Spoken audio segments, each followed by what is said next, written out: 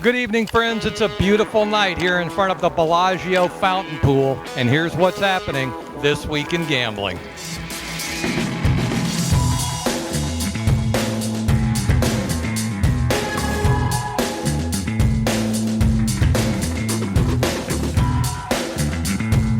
Hello, friends. Jay Todd out here in front of Bellagio, and what better place to talk about water conservation in southern Nevada than one of the biggest free attractions on the Strip, the Bellagio Fountain Pool.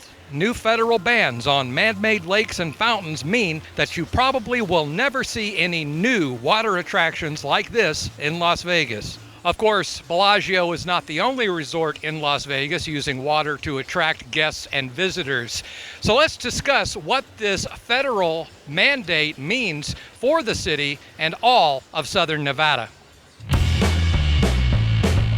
Water restrictions have officially come to Las Vegas as the drought across the American Southwest continues. New federal mandates and conservation measures, along with falling water levels at Lake Mead, have some concern about the future of water and the city. In this video, we will look at new federal mandates and state water restrictions, what they mean for Las Vegas, and if Lake Mead could really run out of water. First, federal mandates were put in place after the U.S. government declared a water shortage for the Colorado River, the primary source for Las Vegas, restricting the amount of water Nevada can pull from Lake Mead.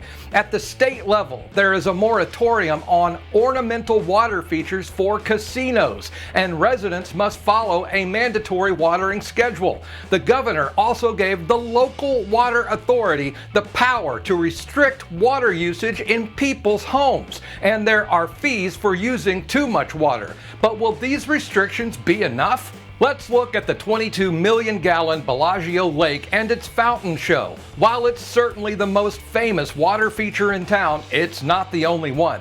Venetian has canals and gondolas, and the 130-acre Wynn Golf Club uses over 100 million gallons of water every year for irrigation.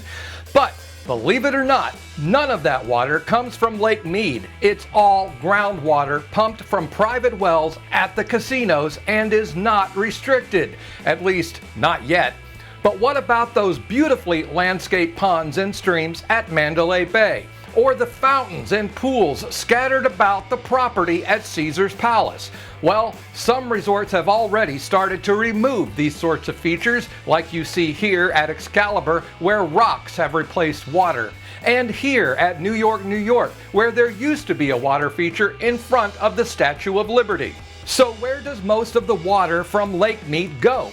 The short answer is to the 40 million tourists like you and me. The average hotel guest in Las Vegas uses over 60 gallons of water per day, taking a shower, brushing their teeth, and flushing toilets, plus what's used to wash those dirty sheets and towels. There are also about 200,000 pools in Las Vegas, each with an average of 20,000 gallons of water. And there are more than 4,000 restaurants, each consuming about 1,400 gallons per day. Lake Mead is now at historically low levels, with the threat of a dead pool status looming. And if and/or when that happens, what will it mean for the Bellagio Lake, those Venetian gondolas, and the future of the city? Before we answer, remember that our friends at Casino City have also been covering this story, and they can keep you up to date with headlines like these and what else is happening in and around Sin City and the entire gambling industry. Just follow the link in this video's description to visit online.casinocity.com. Tell them J. Todd sent you.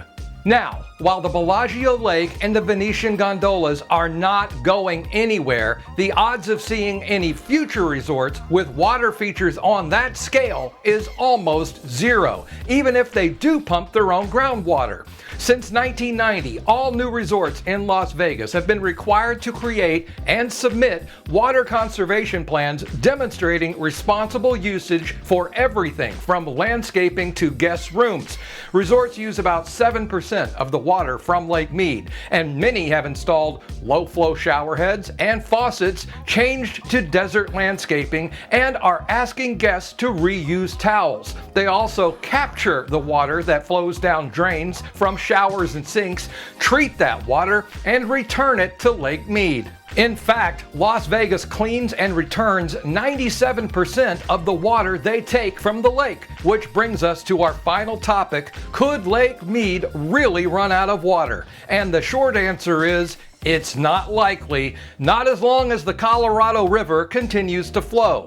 Yes, the last time Lake Mead was full was 1983. And yes, the threat of dead pool status is still very real. But if and when the lake reaches that state, it simply means no water is flowing downstream. That's bad news for California, Arizona, and Mexico, but it would have little to no impact on Las Vegas. Their pump stations sit below water level, even at dead pool status. So, if that time comes, Vegas could actually benefit with no water flowing out of Lake Mead, but the Colorado River still flowing in.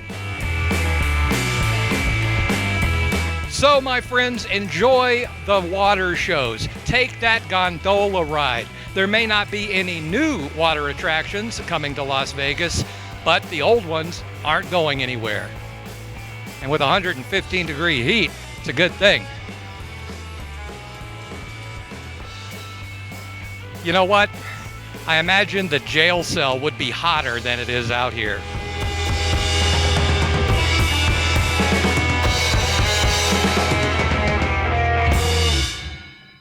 Lather, rinse, and repeat.